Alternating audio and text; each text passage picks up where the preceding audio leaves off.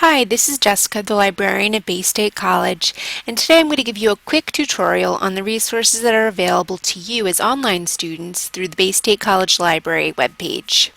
Now, I know many of you have completed the online library orientation and taken your quiz, and that's great. This is just going to be a refresher on many of the things that you learned during that online orientation.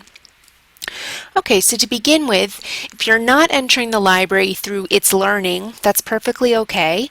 You go to the Bay State College homepage, and then from Student Quick Links, you click on Library. And so on the library page, I just want to point out a couple of things. If you're wondering why nobody's answering the phone and it's snowing out, for example, this is where I would post anything about early closings due to weather or any other emergencies or a resource not working right here in this blog that's called Latest from the Library. If you're wondering why someone hasn't emailed you back on Sunday at 9 p.m., you can check our library hours here. Always important to know what time the library is open if you're hoping to get a response that day. Okay, so let's move on to looking at how to find articles.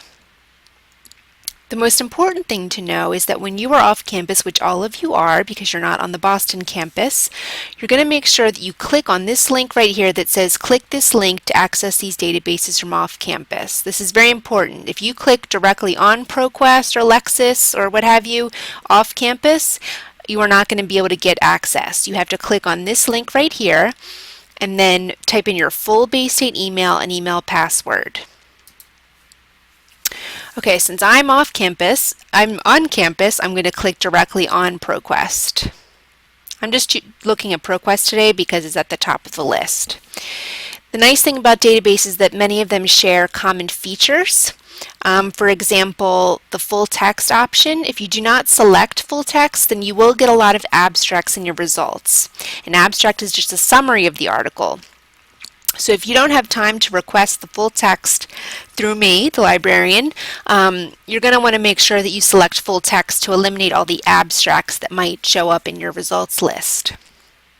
The other limiter that is common to all databases is the peer-reviewed. Sometimes it's called scholarly, but it means the same thing. It means that an article has gone through an intense process, vetting process, where peers in the field have looked at an article and basically signed off on it and said, this looks okay, this looks legit. Okay, so those are the two limiters that you'll find in most databases. We're going to do a search for body image and physical fitness.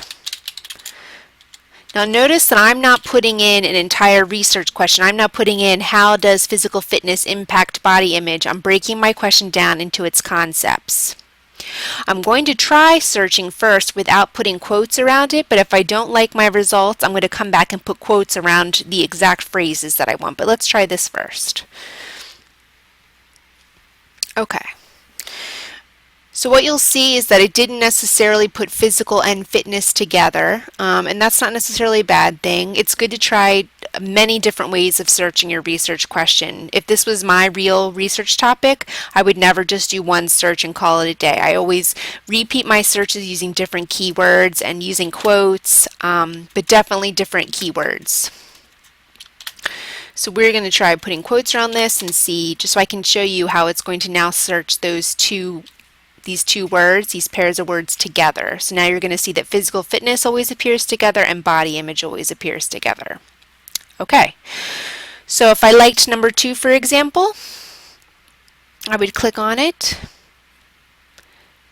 and you'll see that you have the option to email the article, print the article, and what's very cool is it gives you the option to cite the article.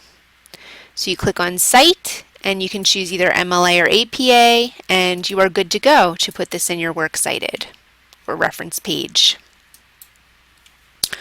Okay, so that is a very quick example of how to search the databases. Keep in mind that if you want more in-depth guidance on how to use any of these databases, there is a YouTube tutorial beneath each database that says how to use this resource, and I highly recommend that you check any of those out if you have questions on how to use any of the other databases. Okay, I'm just going to point out a couple of other things that are on the website.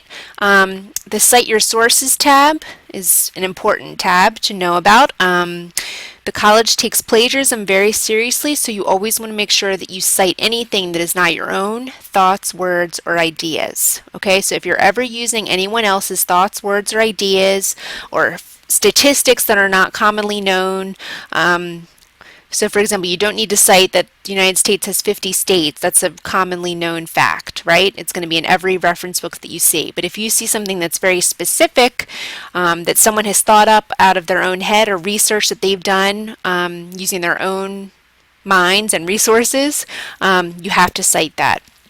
So here we have some MLA and APA handouts that I've created that you can print out.